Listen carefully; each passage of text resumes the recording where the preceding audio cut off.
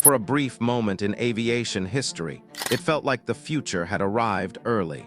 In the mid-2000s, passengers walked through airport terminals and stopped in their tracks. Parked at the gate was something that didn't look like a normal airplane. It was massive, 2 full passenger decks, a wingspan so wide it seemed unreal.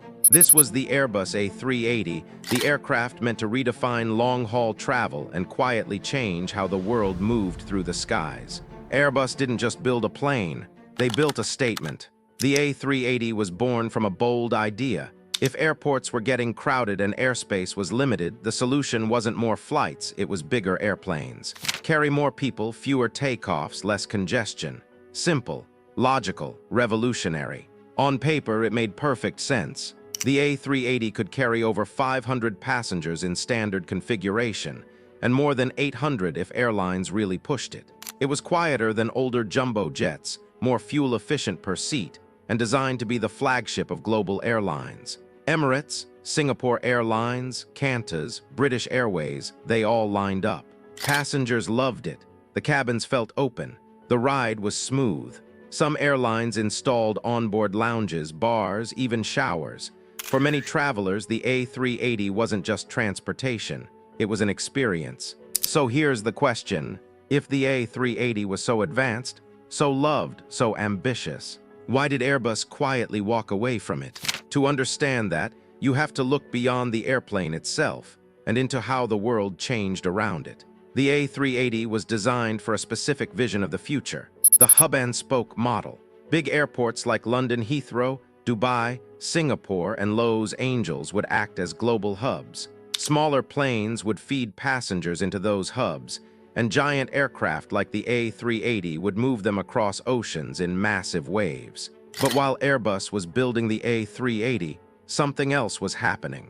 Airlines were changing how they made money. Instead of flying everyone through major hubs, airlines began shifting toward point-to-point travel. Newer, smaller long-range aircraft like the Boeing 787 Dreamliner and Airbus's own A350 made it possible to fly directly between cities that never supported long-haul flights before. Boston to Tokyo, Manchester to Orlando, Perth to London, these routes didn't need 500 passengers. They needed flexibility. And flexibility is where the A380 struggled. Operating the A380 was expensive. Not just fuel, everything. Specialized gates, reinforced runways, modified taxiways, extra crew, extra maintenance. Only a limited number of airports worldwide could even handle it properly. For airlines, that meant risk. If an A380 flight wasn't full, the losses added up fast. A half-empty A380 wasn't just inefficient, it was financially painful. Smaller wide-body jets gave airlines more control. They could adjust capacity, add routes, and avoid putting all their eggs in one very large basket. Then there was the production problem.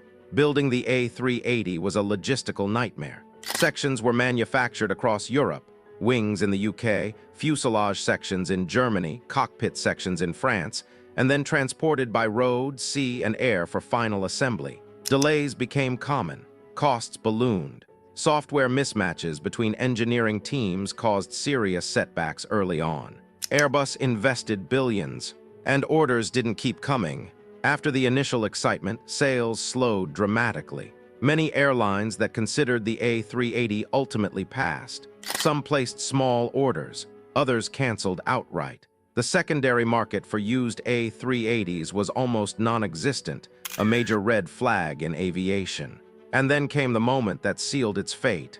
In 2019, Emirates, the A380's largest and most important customer, reduced its order. For Airbus, that was the final signal.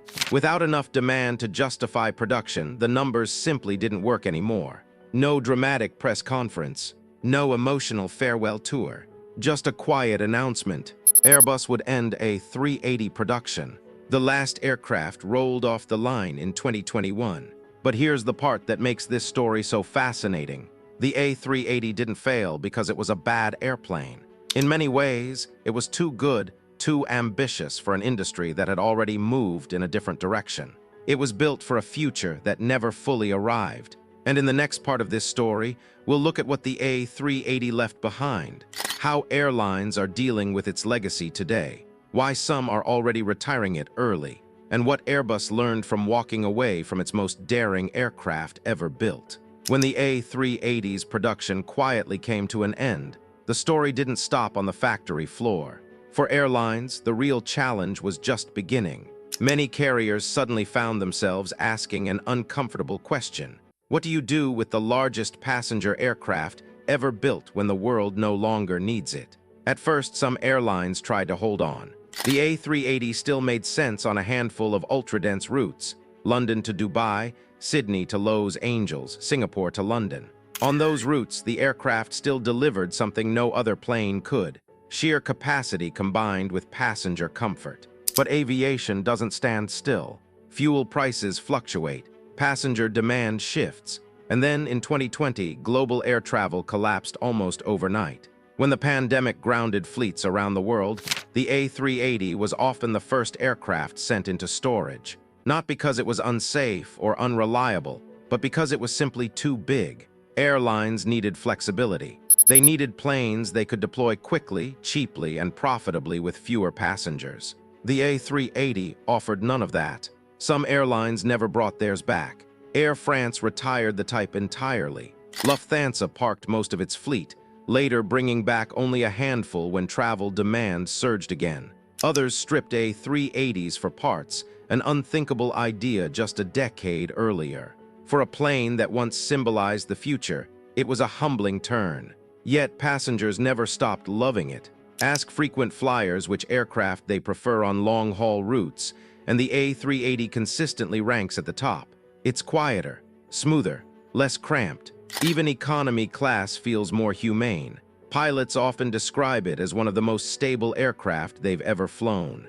And that's what makes the A380's story so emotional. It wasn't rejected by the people who flew on it. It was rejected by the economics behind it. Airbus knew this.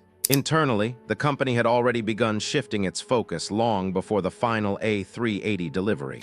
The lessons learned from the program directly shaped newer aircraft. The A350, for example, embraced efficiency over size, flexibility over spectacle. It was built to serve the exact market the A380 couldn't adapt to.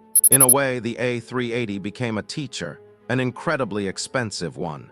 It taught Airbus that the biggest ideas aren't always the right ones, that timing matters just as much as technology, and that the aviation industry rewards adaptability more than ambition alone. Still, calling the A380 a failure misses the point. It pushed engineering boundaries. It redefined passenger comfort. It proved that a commercial aircraft of that scale was even possible.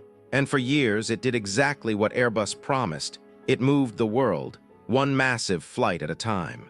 Today, when an A380 does appear at a gate, it still turns heads. Travelers pause. Phones come out. There's a quiet sense that you're about to fly on something special, something that may never be built again. Because that era is likely over. The future of aviation isn't bigger planes. It's smarter ones. Aircraft that burn less fuel, serve more routes, and adapt to demand in real time. Long, thin routes instead of giant hubs. Efficiency instead of excess. And yet, there's a lingering sense of loss. The A380 represented a time when aviation dreamed big, unapologetically big. When manufacturers believed passengers wanted grandeur, space, and spectacle in the sky. When flying felt like an event, not just a transaction.